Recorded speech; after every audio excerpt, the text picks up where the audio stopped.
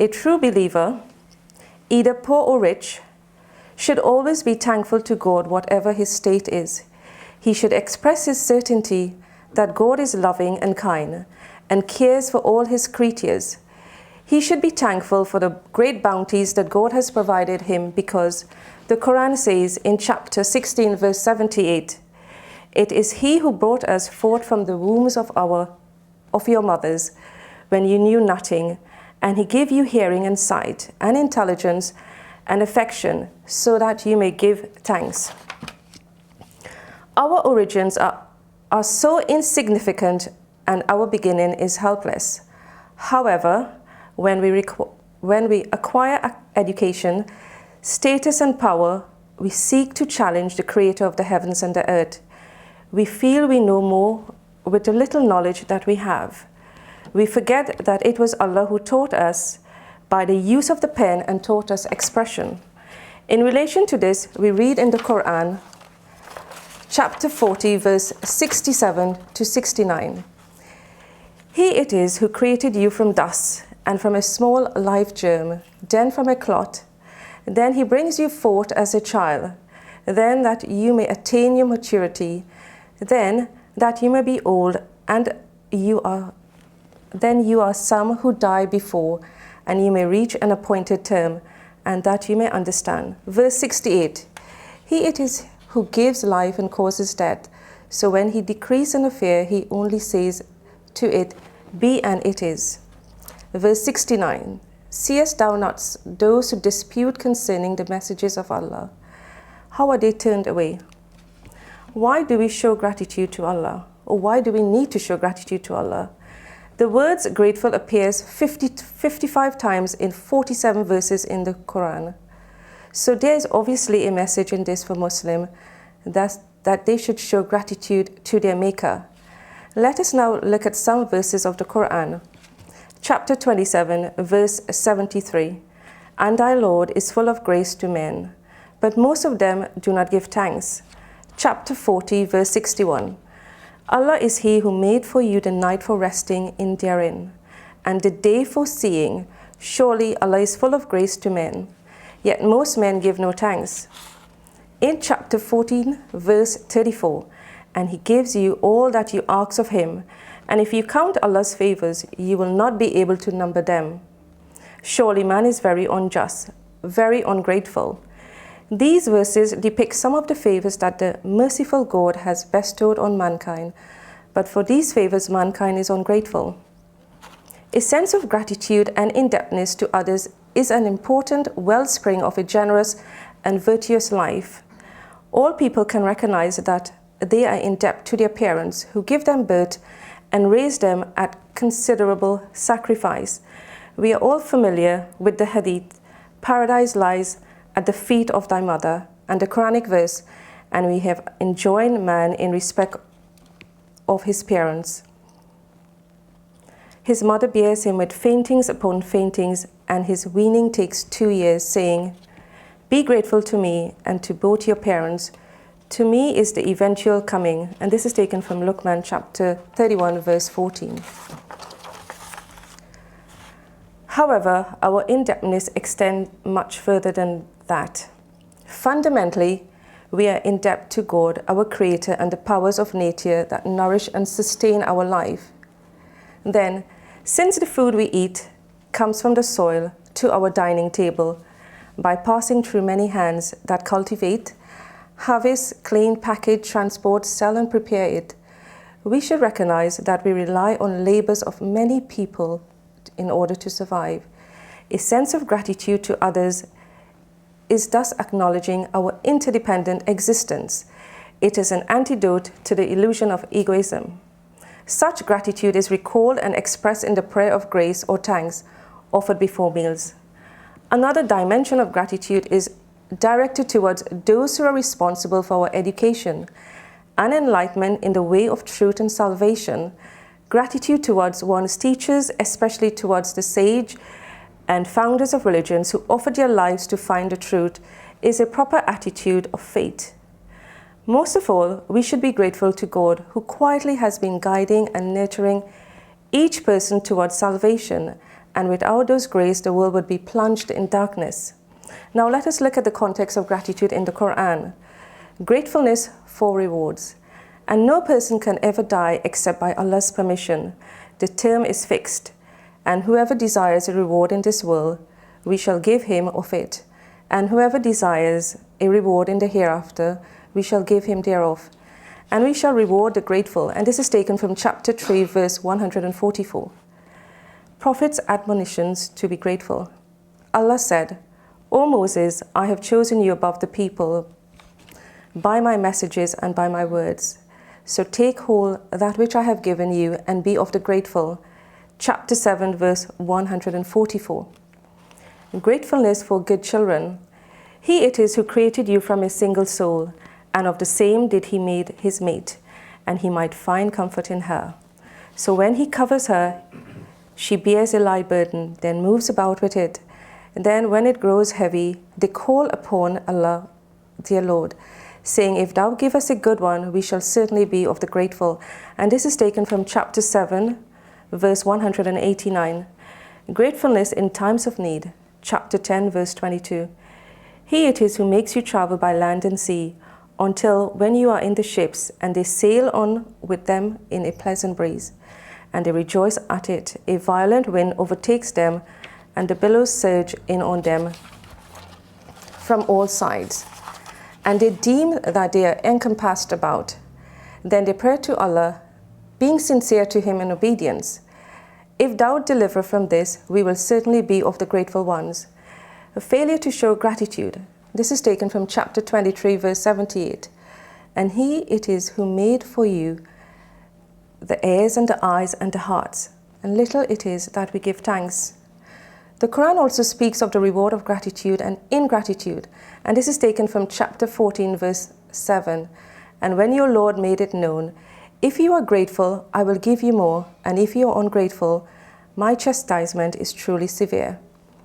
Now I'm just going to look at gratitude in world scriptures, and I've just chosen about 3 or 4 to talk about. Judaism.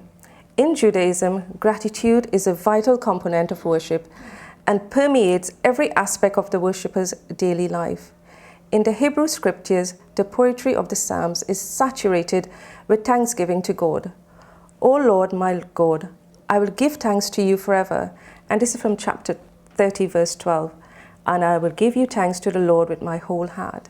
Chapter 9, verse 1. Christianity. Gratitude has always been central among Christian virtues and appears in the Old and New Testament. Hebrew chapter 12, verse 28. Therefore, let us be grateful, receiving a kingdom that cannot be shaken, and thus let us offer to God acceptable worship with reverence and awe. Buddhism. The unworthy man is ungrateful, forgetful of benefits done to him. This ingratitude, this forgetfulness is congenial to mean people. But the worthy person is grateful and mindful of benefits done to him. This gratitude, this mindfulness is congenial to the best people. African traditional religions, Yoruba, and it's a proverb. One upon whom we bestow kindness, but will not express gratitude, is worse than a robber who carries away our belongings. The 17th century revitalist preacher and theologian Jonathan Edwards described two types of gratitude in his classic work, the Treatise Concerning Religious Affections. He described these two types as natural gratitude and as a gracious or spiritual gratitude. Natural gratitude is thanks expressed to God for the benefits a person has received, whereas gracious gratitude has its source in the knowledge of the goodness of God, independent of favors received. And there are health benefits of gratitude. It consists of emotional, social, career, health, and personality. And this list's benefit was compiled by aggregating the result of more than 40 research studies on gratitude. Research has demonstrated that gratitude makes us happier. A 5-minute a day gratitude journal can increase your long-term well-being by more than 10%. That's the same impact as doubling your income. How can a 5-minute activity compare? Gratitude improves our health, relationships, emotions, personality, and career. Sure, having more money can be pretty awesome, but it can be an adaptation. We quickly get used to it and stop having as much fun and happiness as we did at first. And this can mean to just take 5 minutes to have, to pray your salat. Gratitude makes people like us. Gratitude generates social capital. In 2 studies with 243 participants, those who were 10% more grateful than average had 17.5% more social capital. Gratitude makes us nicer, more trusting, more social, and more appreciative. As a result, it helps us make more friends, deepen our existing relationships, and improve our marriage. Gratitude makes us healthier. And several studies have looked at the benefit of gratefulness, but 6 studies were done, but I'm just going to look at 3 studies on gratitude. The first study which was explained, counting blessing versus burdens. And this date the research was done in 2003. And the result, keeping a gratitude journal caused participants to report 16% fewer physical symptoms, 19% more time spent exercising, 10% less physical pain, 8% more sleep, and 25% increased sleep quality. The second study is called The Grateful Heart, and this was done in 2004.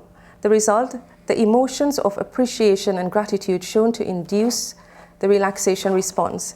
And the third study is called Gratitude, Effects on Perspectives and Blood Pressure. And the date it was done is 2007. And the result it showed was patients with hypertension were instructed to count their blessings once a week.